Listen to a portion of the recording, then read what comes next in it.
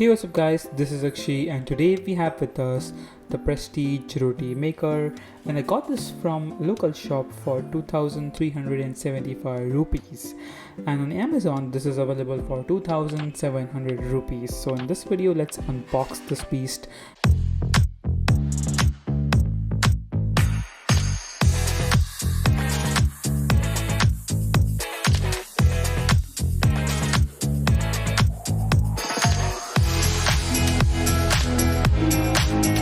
And I will bring my unnecessary black scissor and cut the seal off. Now we were actually looking for the Bajaj one, but it was not in the stock, so we ended up buying Prestige one. And there was one thing the guy mentioned is about the knob. So this Prestige one has a temperature control knob which Bajaj one doesn't have. So that was an upsell for me to buy this one. So let's quickly unbox this beast. Inside the box we get the manual, which is pretty decent enough. It's not that long, it's not that short, and you can see a nice representation and all the information you need. And you can also schedule a demo visit in your home for like 150 or 250 rupees, but we didn't choose to do that. Let's unbox this one, and this is made pride in India, so making in India is also a USP these days. So let's quickly bring the box up. So we will lift the styrofoam and we will slide the box away. So let's unbox it up, and it's pretty lighter. It's not heavy as I thought. It's built on aluminium, so it's way lighter. And this weird knot, which is absurd because normally companies do seal packaging, and this is a knot. And it might be possible that we bought from a shop, so they might have already unboxed it. So that is a possibility. So let's unbox it up. So as you can see, and I thought initially this was dusty, but it was not dusty. It was a part of a design which we will just explore now. So let's remove the plastic. So initial impression, it's pretty lighter, and the knob quality is not that good. It's too plasticky. It's too cheap, I would say. It's not the quality I would expect from Prestige. The aluminium build is good, and the handle is pretty good as well, and the whole lid system, it's smooth.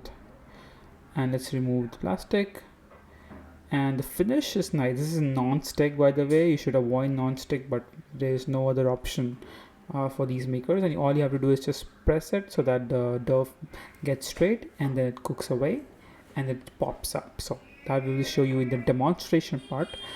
But overall this is a nice experience, and you can actually push it as much hard you want, but it's not recommended. It will break your roti dough, and definitely we will read a manual how to do that, and we'll watch some videos, and then we will show the demonstration to you.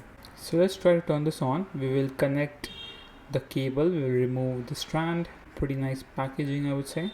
And we will connect this to the power outlet.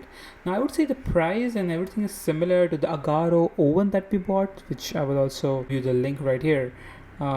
It's very similar to that, but it's just defined to like make a different food item. So as you can see, it says red light and green light. Initially in the manuals and the video I read it that green light means it's ready, and surprisingly it got ready as soon as I turn it on.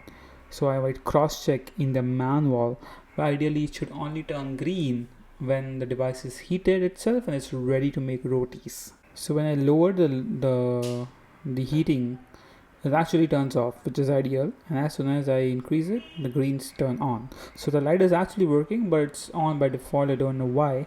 That might be just a bug, but yeah, there you have it. So we will set this up and we will be right back. So guys, Miss Wifey is testing this for the first time. 4 simple steps. So it's place, press, flip and fluff. So we have turned this on. Now there would be 2 lights behind it. The red indicates it's heating and green indicates it's ready. Move knob to the highest so that it pops out. And you have to place the dough off center. So we have done the place. We will do the press. So just press it slightly. So Wifey has pressed it a little hard. So the roti is like kind of teared, but it's fine for try on this.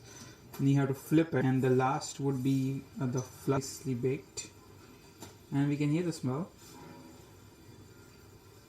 which we are trying. Keep it off center, close it, push a little pressure. Oh, it's too much now. And as you see, after the first roti, this roti is baked like quicker. because it's already hot. So automatically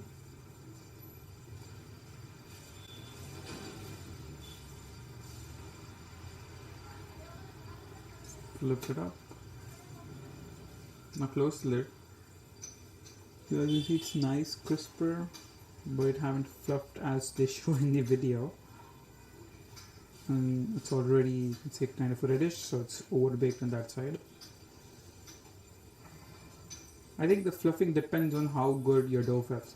So this is the final output. As you can see, if he has baked multiple rotis, this is bajra roti, right? So it's a little bit thicker, but nonetheless, if you see, it's properly baked. And initially when she did it, it was very rough and very solid, but now that she's used to it, and then also you have to make the dough very watery, very soft. Okay, as you can see, this is soft. It's a little bit, it's not as soft as you do in on stove gas. Don't expect miracles, but it's nice and soft.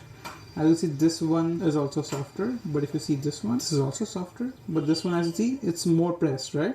So if you press too hard, this is the output. And then I think there are some hard ones as well, so I will show you. See, this is very hard. It's like khakra, it's not even roti. So yeah, so don't expect miracles. It's not 100% as good as your gas stove, but it will get the job done. Thank you for watching. I will leave all the links in the description below. We'll catch you in the next video. Bye bye now.